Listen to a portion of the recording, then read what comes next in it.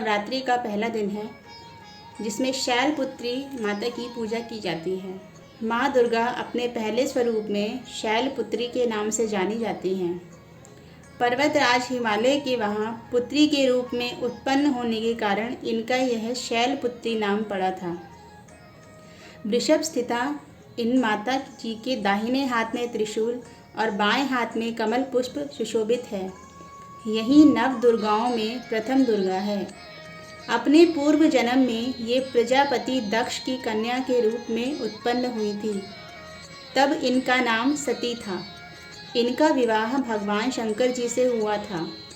एक बार प्रजापति दक्ष ने एक बहुत बड़ा यज्ञ किया। इसमें उन्होंने सारे देव देवताओं को अपना यज्ञ भाग प्राप्त करने के लिए निमंत्रित किया, किंतु शंकर जी को उन्होंने इस यज्ञ में निमंत्रित नहीं किया।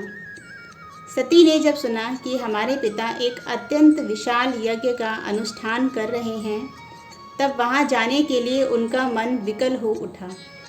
अपनी यह इच्छा उन्होंने शंकर जी को बताई।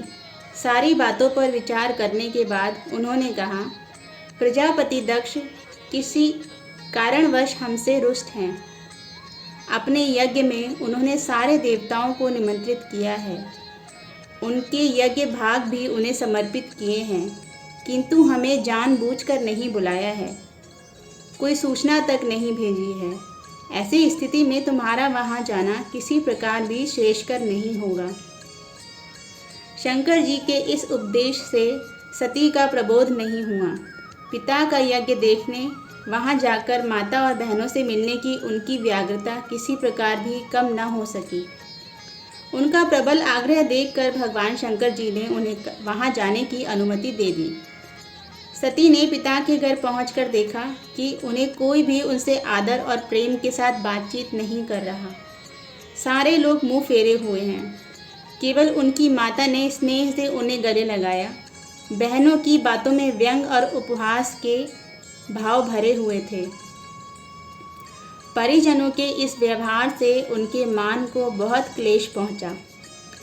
उन्होंने यह भी देखा कि वहां चातुर्दिक भगवान शंकर जी के प्रति तिरस्कार का भाव भरा हुआ है। दक्ष ने उनके प्रति कुछ अपमानजनक वचन भी कहे। यह सब देखकर सती का हृदय शोक, ग्लानि और क्रोध से भर गया। उन्होंने सोचा, भगवान शंकर जी की बात ना मान, यहाँ आकर मैंने बहुत बड़ी गलती की है। वह अपने पति भगवान शंकर के इस अपमान को सह नहीं सकी। उन्होंने अपने उस रूप को तत्क्षण वहीं योगाग्नि द्वारा जलाकर भस्म कर दिया। वज्रपात के समान इस दारुण दुखद घटना को सुनकर शंकर जी ने क्रुद्ध होकर अपने गणों को भेजकर दक्ष के उस यज्ञ का पूर्णतः विध्वंस करा दिया। सती ने यज्ञ अग्नि द्वारा अपने शरीर को भस्म कर अगले जन्म में शैलराज हिमालय की पुत्री के रूप में जन्म लिया। इस बार वह शैलपुत्री नाम से विख्यात हुई। पार्वती, हेमवती भी उन्हीं के नाम हैं। उपनिषद की एक कथा के अनुसार इन्हीं ने हेमवती स्वरूप से देवताओं का गर्व भंजन किया था। शैलपुत्री देवी का विवाह भी शंकर जी से ही हुआ। पूर्व जन्म की भांति इस जन्म में भी वह शिवजी की अर्धांगिनी बनी। नव दुर्गाओं में प्रथम शैलपुत्री दुर्गा का महत्व और शक्तियाँ अनंत हैं। नवरात्र पूजन का प्रथम दिवस इन्हीं की पूजा और उपासना की जाती है। इस प्रथम दिन की उपासना में योगी अपने मान को मूलाधार चक्र में स्थित करते हैं और यहीं से उनकी योग साधना का प्रारंभ होता है। जय शैलपुत्री माता।